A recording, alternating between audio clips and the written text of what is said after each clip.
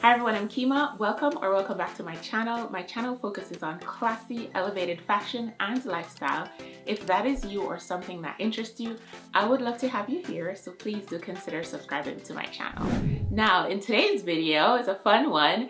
Today's video is all about traveling to Italy and a couple tips that I have for you if you're heading to Italy for the very first time and you kind of want to know what to expect. So I'm going to give you 10 tips that I think everyone should know before heading to Italy, and these are going to be useful for you as you plan and head to Italy. Let's get into it.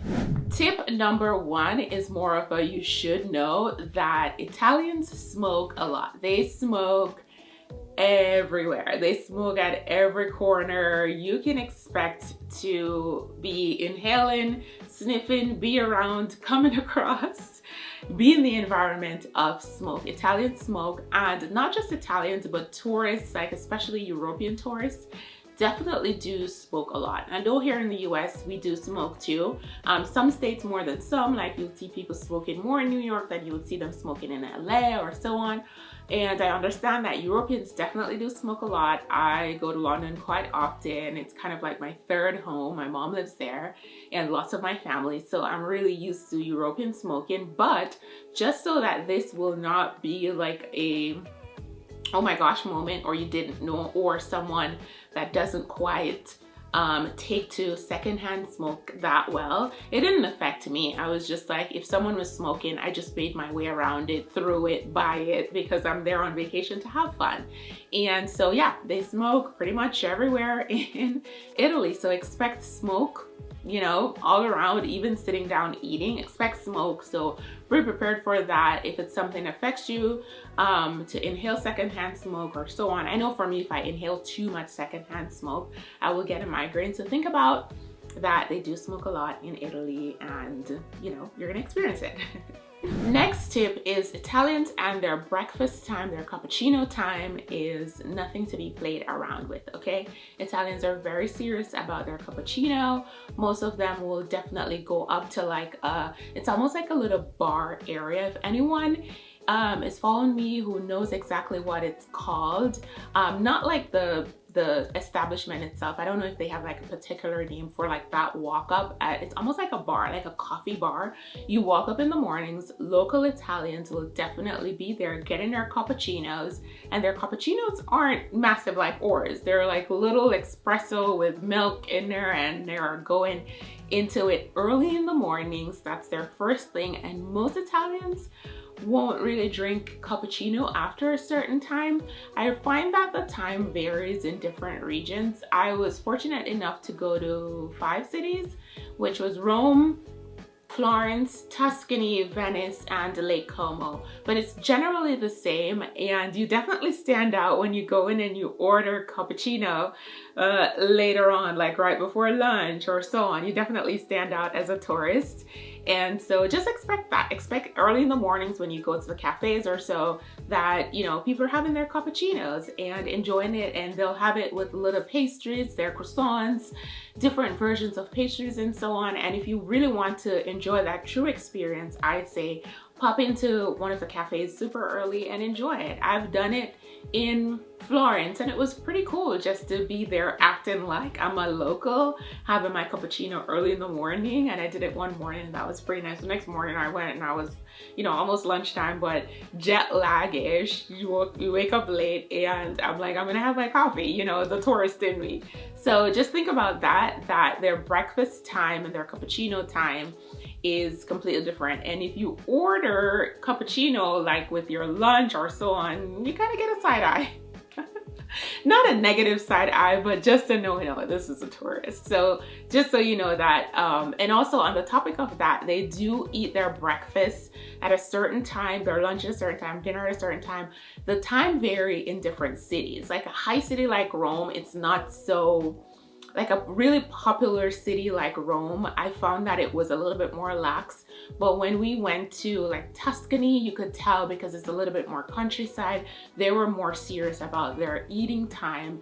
And most of the restaurants will close after lunch. You know, they have their closing time and you follow the time. So think about where you're going, research a little bit more about that so you aren't missing out on breakfast, lunch, or dinner time, and show up for that time. We were in Tuscany. We showed up late for lunch and everywhere was closed except one little bar, and they were so cool. They made all the stuff for us that we wanted to eat and we had a really good time. So think about that.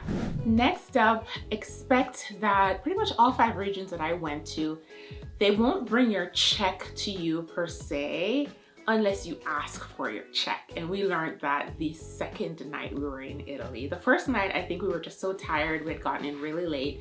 We had dinner right below our hotel and we asked for a check when we were done. But the second night we were, there, and we're like, okay, like, we're kind of ready to go. And I learned that night that in the restaurants in Italy, and I experienced that across the board, they won't bring your check to you. Like in America, even if you're there for how many hours, they will just wait for you to call for them that you're done and ready to go. And I absolutely loved that, because in America, in LA, especially popular restaurants, sometimes they'll tell you, oh, we'll only have like a 2-hour seating limit, so just so you know, but in Italy, no. It's such a rich food culture that they're like, you're enjoying your food and they won't bother you. So definitely when you're done eating, raise your hand, let your waiter know that you're ready for the check, and they'll bring it to you, because they won't rush you out or bring the check to you unless you ask for it. So that's something I learned across all 5 cities, and I thought, oh my gosh, so love that nonetheless. And just so you know, so you're not just sitting there like we did the first night. Next up is your pizza. Italians don't cut your pizza. You won't get your pizza cut. We had quite a few pizzas and we only had our pizza cut once. And I think we were in Rome, and we were in more of like a popular area. Yeah, we're in a popular area, and I think they just expect lots of tourists, and so our pizza was cut. But everywhere else we went, our pizza wasn't cut. You have to cut your own pizza. And I thought that was cool. I thought that was cool that this is how they eat their pizza. They handle their pizza situation. And we didn't ask to get our pizza cut or anything. We just cut it, live through the moment, enjoy the experience, something different. Here in America, you'll get your pizza cut, sliced up. You could say sliced small, medium, whatever. But not in Italy. Your pizza won't be sliced. You have to slice it yourself. And I think there's something beautiful in actually going through the process that you're not used to, and honoring how people do things they do where they live. Another pointer, another thing that you should probably know if you do this. Not everyone does this. I don't do it, but asking for ice in your wine. I didn't know that was a thing really that people did or do.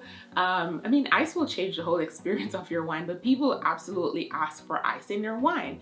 Italians are known for great wines. I think they probably are a leader in the wine space, so they'll probably serve your wine the best way possible.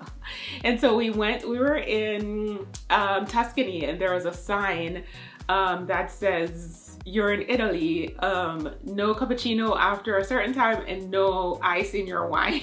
And I thought that was so funny. I took a photo of it. If I can find it, I'll pop it on screen here. But yeah, no ice in your wine. Don't ask for ice in your wine. It's just not something they do. And I got the idea that it was a roll eye moment or a roll eye thing. Let me know what you think about these things. So are you the type of traveler that travel to another country and try to stay in your own custom or in your own ways, or do you go and adapt? I'm definitely an adapt type of girl. I don't know if it's because I am from a completely different country. I'm born and raised in Jamaica. I was a tour guide for 2.5 years before I moved to the US. And so experiencing people, and I get it that some things you might just want to change, but cultures are so different, and ways and customs and things, and I find that the ones that adapt usually have the more fun and learn something. So yeah, no ice in your wine, don't ask for it, and if you do, I told you don't. Next up, I want to let you guys know to absolutely pack and wear comfortable shoes everywhere. All 5 cities that we went across, it was just called, all 5 cities that we spent time in, it called for comfortable shoes. There's a lot of walking, a lot of cobblestone streets, a lot of walking, a lot of cobblestone streets. So absolutely, absolutely pack and wear comfortable shoes. I know you might see those pretty photos on Instagram, online, in YouTube, where the girls are in their heels and you think no, it's not true. Those were probably packed in a handbag to take the photo and popped out, or their feet hurt. I packed my block heels sandals for one night. We were gonna go to a Michelin star restaurant, and honestly, I didn't even need it. I could have just worn my flat Hermes sandals instead, my Orans. And I only wore those shoes once, and I didn't need to pack it. Everything else was comfortable, super comfortable sandals. And think about cobblestones, they're quite slippery, so you wanna make sure that you pack sneakers, ballet flats, tennis shoes, sandals, Mary Janes, anything that's flat and has a good grip. That's gonna be your go-to. I do have a video where I did my pack with me for all the pieces that I packed for my trip to Italy across the board. And I also have a video sharing different outfit ideas for each city. I'll link them in the description down below. So definitely pack comfortable shoes. Another tip, another thing to know heading to Italy is that they do spend and use the euro. So I would recommend you order euro from your bank. That's what I usually do when I go to Europe or London. I order euro or pounds from my bank and have cash on hand. So they definitely spend euro. You can use your cards too, but it's always great to have cash. I use both, but euro is a currency, and yeah, just plan for that and bring some in your pocket. Another thing in Italy to expect is that the regions, the foods are different. Like the food in Venice is different from the food in Tuscany, and certain things different across the board. Like the Aperol that you got in Rome is a different Aperol in Venice. They use a different base. The bread in Tuscany doesn't have salt, but the breads in other regions have salts. So that was something interesting. You might find different things on your travel, but I thought I would point that out too, and that was such a cool experience. So the foods and drinks might be similar, but a little bit different in each city. Just roll with it. Another tip is that the train, the transportation system is impeccable, it's immaculate. All the cities we went to, the train is great. The only two cities that the train isn't is in Tuscany. You would definitely need a rental car, and in Lake Como you could definitely rent a car, or if you're staying in one local and you're gonna go to different islands and you might not need a car, you could do the ferry or a private transport and then take ferries across different islands. But the train system is immaculate, it's excellent. I recommend booking your train tickets before you go, because especially if you're traveling during the summertime, the train situation gets really booked up and you don't want to miss a train trip to go somewhere else. And finally, before my batteries die, ask for local recommendations for places to eat. The locals will tell you the best places to eat. Avoid touristy areas, especially ones that are close to attractions or on the front. The best restaurants I found were recommendations from locals, and they were usually in the back somewhere. Gorgeous, beautiful, excellent food, real authentic service, and I absolutely love it. My battery is dying, so I won't blab on, but thank you guys for watching. Hope you found this video useful. Let me know where you're going in Italy and check out my other videos for inspiration. Bye!